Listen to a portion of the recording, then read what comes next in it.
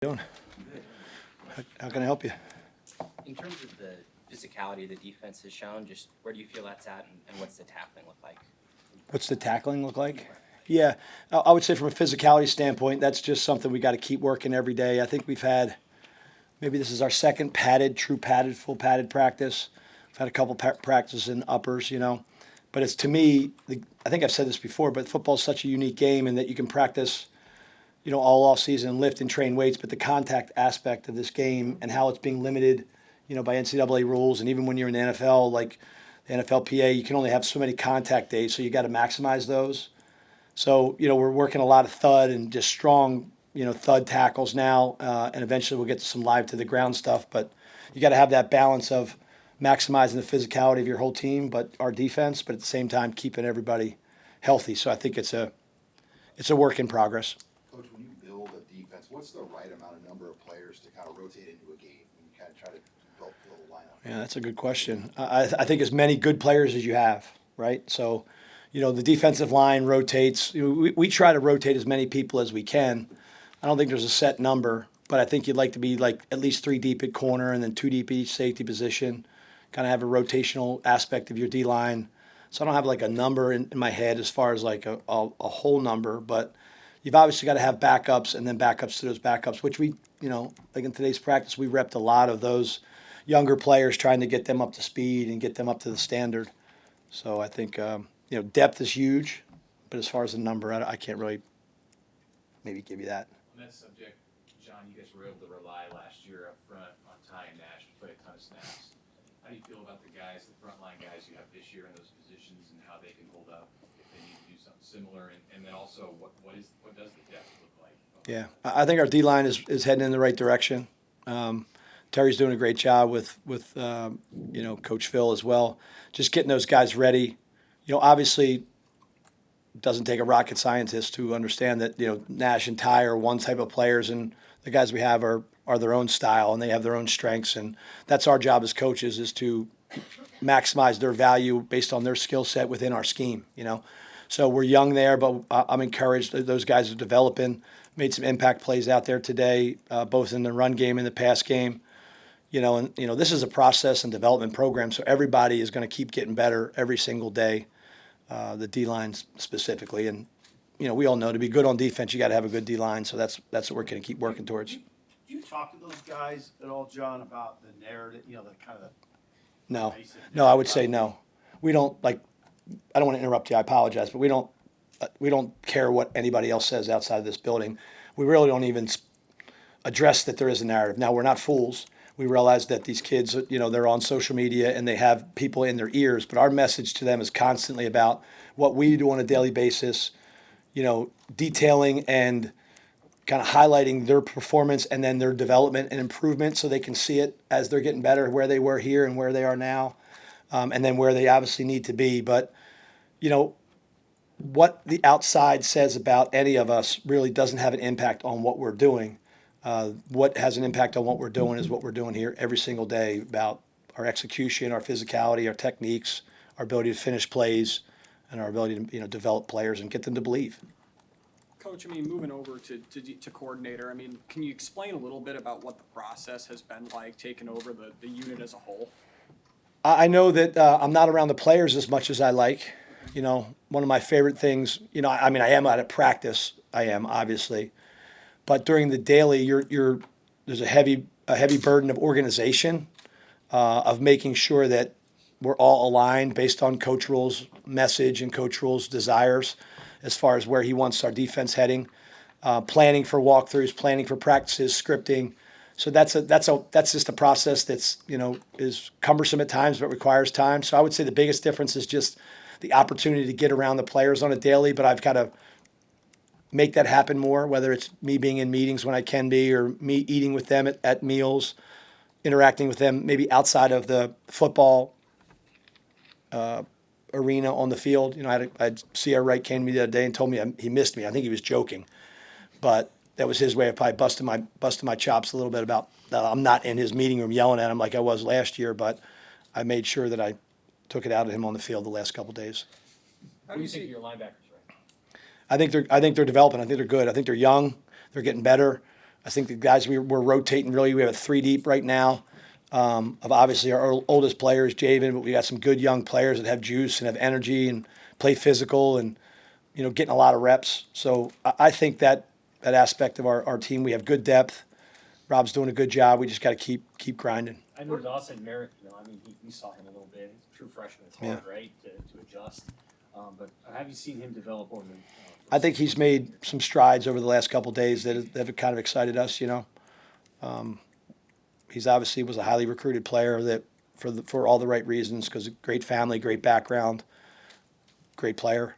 And I think he's starting to get a little bit more comfortable in the system. Being out last spring with not really being involved because of the shoulder. I think he's now catching up. But I would say he's a player as well as a lot of those other guys that we're excited about in that room. Matt used the phrase on Saturday, competitive stamina, kind of when you get into week 2 and 3 of fall camp. What's your message to your guys sort of in this maybe grind portion of August? Right. You have to find a way to compete every day. Nothing about what they do out there is easy, right? So it's easy to compete on game days because there's 86,000 people there and, everybody's watching and, obviously have a new opponent, but it's these dog days of training camp where you have to compete every single day to build up that stamina. So you're not just saying, well, I'll wait till game day. It's no different than your techniques. It's no different than your execution of the defense. You have to build that up, build that callus up of contact, build that callus up of competitiveness so that you have more of it than your opponent. I believe that's a thing that we have to keep building and have to keep developing. That's a big veteran offensive line. How would you characterize those battles between the offensive line and your D line? I wouldn't disagree with it's not my job to give an evaluation of the offensive line, but I would say that they are big and they're good. And I think that's good for us. Because obviously the better competition you go against at every position across the field, the better your players are going to get. I think our offensive line does a very good job of working together as a unit, and therefore we have to combat that with how we're, whether we're executing movements, whether we're executing blitzes, whether we're playing base techniques.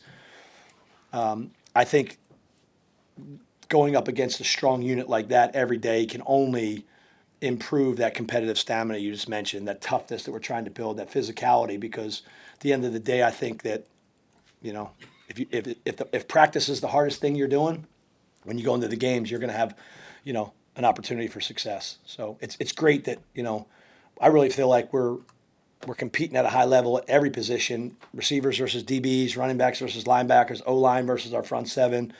I think that's been a great competitive aspect of our program over the last 8 practices that I think is just going to get us ready for the first game and then every game. Hey, Coach, how have you seen Coach Williams take over the secondary room and just really be crafting some leaders in that room? Yeah, I think Addie's very smart. I think one of the best things about Addie is he's, whether it's with me or whether it's Coach Rule, he's whatever the message is, it's I got it, and he understands it, and he then brings it to the players.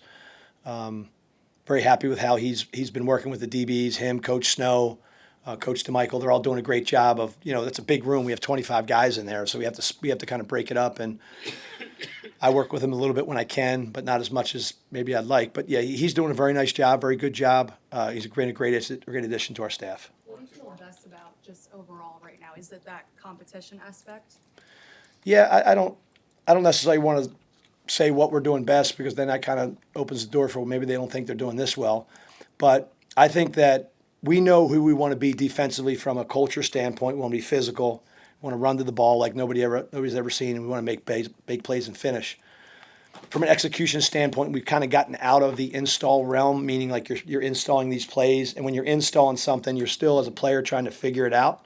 Now you're more into, okay, those defenses are installed. Now it's polishing them. It's working on executing them better, playing them with more physicality so they can play faster and they can execute those plays better.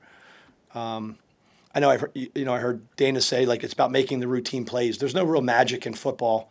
I'm not going to come up with a defense that nobody can block, because if there was one, every defensive coordinator in the country would run it.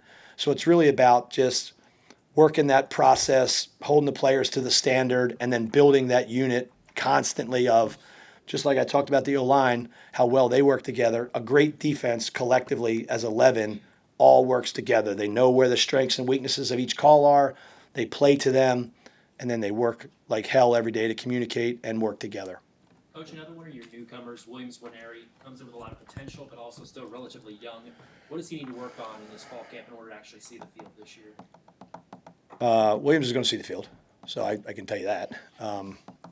He's a good player that has a huge upside that just needs to kind of keep working in this grind of this program at Nebraska that is going to fortify him into a grown man on the field and off. So I think that all the accolades that Will has received previous to coming to Nebraska are warranted, but his day-to-day here has, through our strength staff, through our player development staff, through our coaches, has kind of made an impact on him. And I think that if he keeps heading in the right direction, we're going to be excited about what Will continues to be, not what he is now.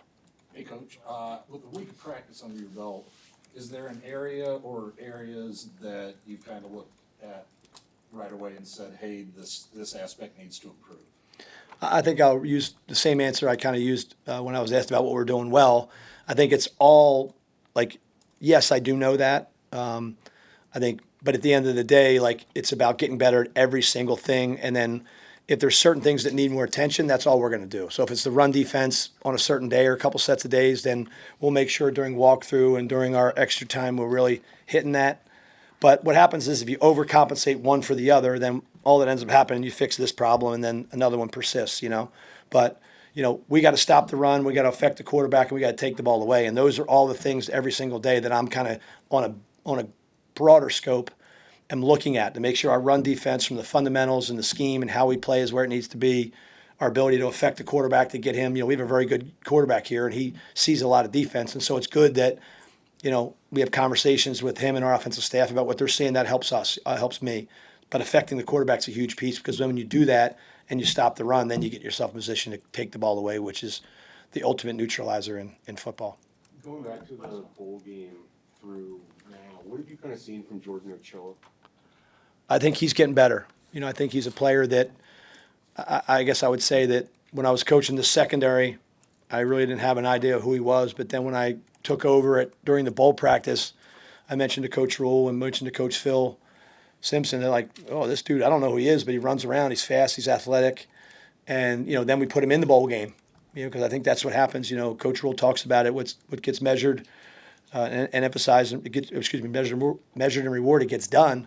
So, like, I measured, was like, shit, this guy can run. All right. And we're going to talk about him. That's what we want you to do. And so we put him in the game as a pass rusher with limited experience. Then after that, we're like, okay, can you evaluate him and can he play a certain position, which I think he's continuing to get better at. So him along with other players at that position, he's definitely a guy that's in the mix for us. Thank you, guys.